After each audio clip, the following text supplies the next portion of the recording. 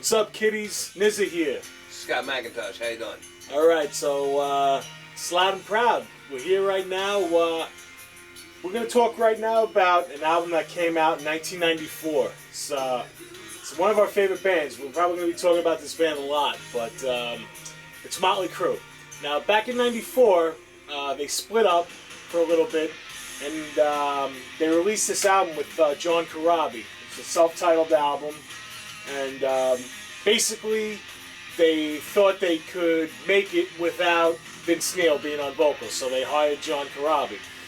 Now, commercially, and it wasn't a success. You know, they backed down of the tour, everything went messed up and everything. So, you know, it's a shame because really, written-wise, like, it's an amazing album. You know? Yes, it is. Yeah, I have a really great story about this album. I was in Florida at the time when this CD came out. Me and my brother stopped at a music store and we picked this up. We got in the car, threw it in the CD player, and I was blown away. This was a great album. It's a shame that it didn't do a lot better than what it really did, because I think it's probably one of the Crue's best albums. You know, it's a little bit of everything on this album, wouldn't you say? Yeah, definitely. I mean, like, just the writing and everything, it's just insane. It shows you that, like, musically, they're tight. I mean, you know, they just wrote great music and not taking anything from Vince, you know. Vince is an awesome frontman. He's one of the best in the world. But this showed that, you know, the music, they backed it up, and many people just didn't get into it, man, and it's a shame. Like you said, you know. My story about it is, you know, they did a tour, and they were playing, like, parks and stuff, like Action Park, rest in peace, in New Jersey. They were playing there, and by the time it got to Action Park, they already had canceled it. They only played a couple of shows, and if you check on the internet, you can see some of the stuff. They do, like, the sick acoustic, like, section in the middle of the show, where they do, like, Home Sweet Home and Don't Go Away Mad. Totally different versions, but Corabi was awesome. Yeah, at the time, a buddy of mine's band, Metal Storm, opened for them in Dayton, Ohio, or Columbus, Ohio. And they said, you know, they were so surprised of how many people wasn't there. You know, everybody was, I guess, still on a Vince Neil kick, you know. Right. And to me, though, you can't go wrong with this CD at all. It's one of my favorite CDs of all time. Is this CD. You know, and like you said, it's not taking nothing away from Vince Neil or any of the other members. I mean, this is a very tight album. It is. And, my favorite track happens to be Welcome to the Numb. I love that song.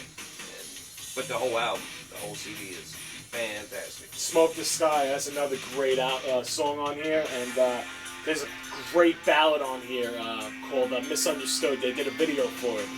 So if you're looking for something that you're going to be surprised with, I think you should look into seeing about Motley Crue's album. I mean, you can probably find it, like, I don't even know if they sell it really that much in stores. I mean, you could probably download it. You can find it in a cutout bin, I'm sure, anywhere. Because, like I said, excuse me, it didn't do good. So, I mean, probably could find it for like 99 cents, and it's worth every penny of that 99 cents, you know? So, that's my fourth copy of that CD. It never goes old. It's timeless. That's a timeless album. It really is. It really is. Like we said, we're Crue fans. So, just being Crue fans, we're going to go in and be a harsh judge and see, you know what? Vince is not here. What do you got? They surprised the hell out of me, man. Right. So, John Corabi, everything that guy sings on is fantastic. One of the greatest vocalists out there. Definitely. Tommy Lee, you know, he's a great drummer. This album shows it even more. You know, it's out there. Nikki, awesome songwriter. Mick Mars, one of the most underrated guitarists of all time. Definitely. Mick Mars is one of my heroes as a guitar player. You know, if I could even get close to being as good as that guy is, he's phenomenal. So. wish Motley Crue could have like went back with Corabi and recorded some of the older stuff, because I would really like to hear Corabi's take on some of those tunes, but unfortunately, it didn't last too long. Oh yeah.